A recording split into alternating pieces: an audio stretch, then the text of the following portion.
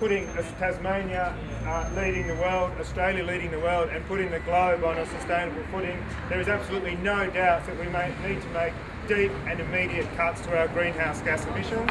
And one of the best ways we can do that is to protect our natural environment and then restore already degraded natural environment. So it's critical as far as government policy to have any kind of credibility in terms of tackling climate change. We need to immediately protect forests and native vegetation and then begin to restore degraded native natural vegetation areas.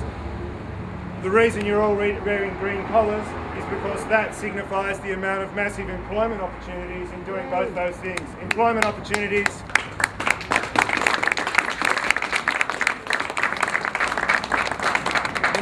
the massive employment opportunities in measuring the carbon stored in natural vegetation and forests, and we need to properly understand just how big a store our forests are here in Tasmania. They are some of the most carbon dense forests in the world. Then there are green collar jobs in actually managing those forests to keep them living and to actually maintain those carbon stores. And then another step that we need to do, not only do we have to stop greenhouse gas emissions, but we need to suck the greenhouse gas emissions, the carbon dioxide that's in the atmosphere, we need to suck that out. And one of the best, we can talk about carbon capture and storage, we can talk about all sorts of technological measures, but there's no doubt the best measure is the tree. So we need to also start to restore degraded systems, restore degraded ecosystems, and that means restoring catchments, and it's going to have the spin-off benefits of biodiversity benefits, reclaiming and restoring our water sources and so forth. So green collar jobs represent a massive investment in the future of not only Tasmania, Australia, but the globe.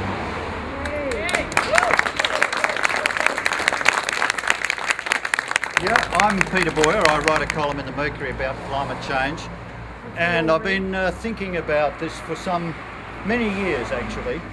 It seems to me, I agree with everything that Vicar just said, but it seems to me the biggest problem of all is to do with our minds, is how far we're prepared to go to shake off what is clearly not working, how far we're prepared to go to reinvent ourselves. It's a little bit uncomfortable doing this.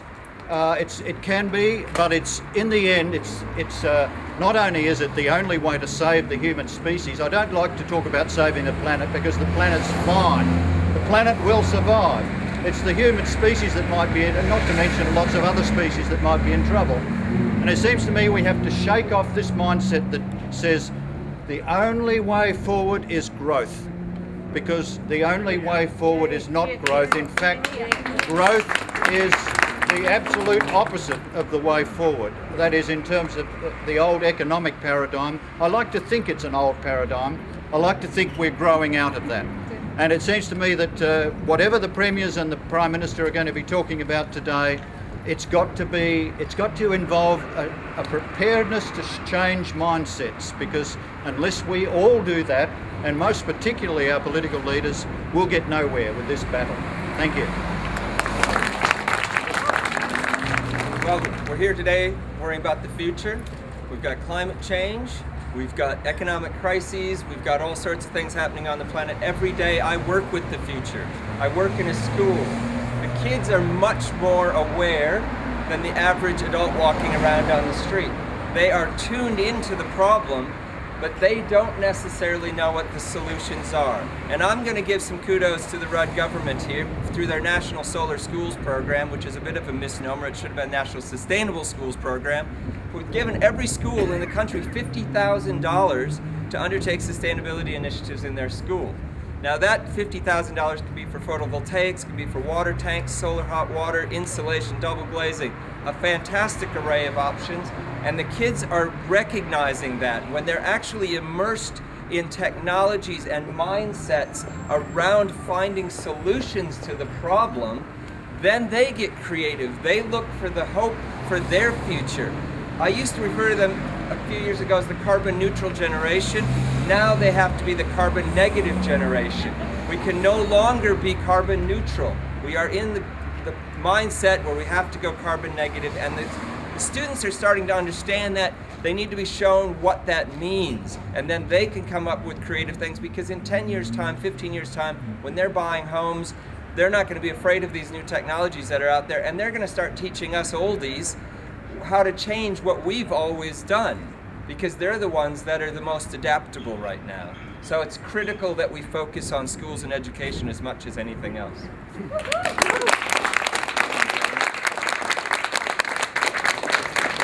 Margaret Stedman from Sustainable Living Tasmania.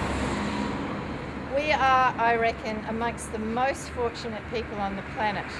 I mean, look around.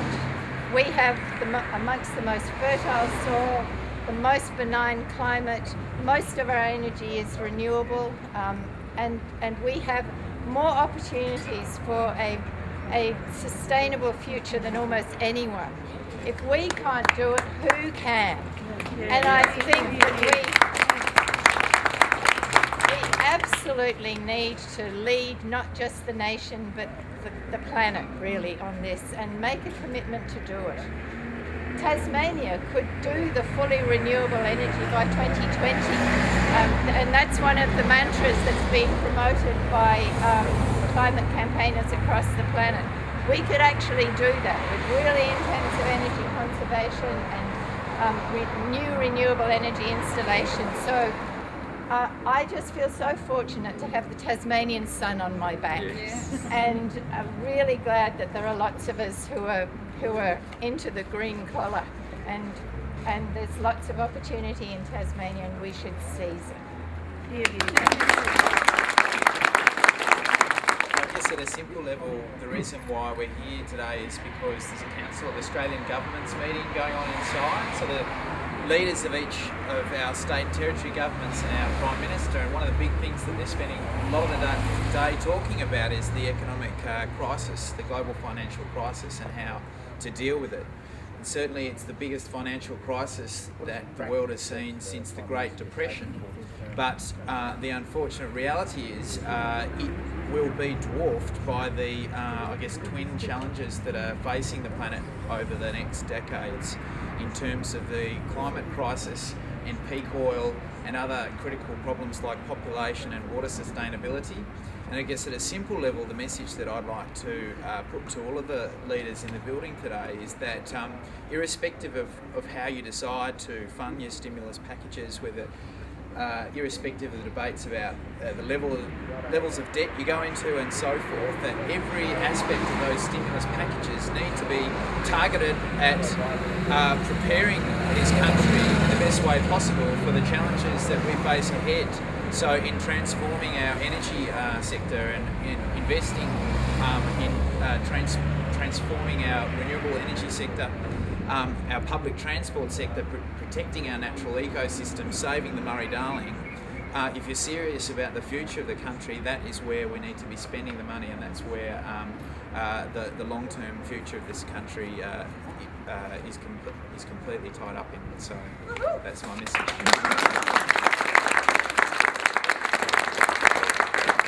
Thanks to everyone. We've sent out a media release remarking about the Australia's green collar future, and it's a Tasmanian gift hamper for the PM in a green collar push. So this has gone throughout Australia with all our media links that we can obtain. So we're out there offering the opportunity to embrace a sustainable future, and we're here with COAG trying to encourage them to listen. So continue on our good way, all of us, and I look forward to the next opportunity to meet everyone. And it's lovely to have so many friends and like-minded people. And thank you to Marion. Thank you.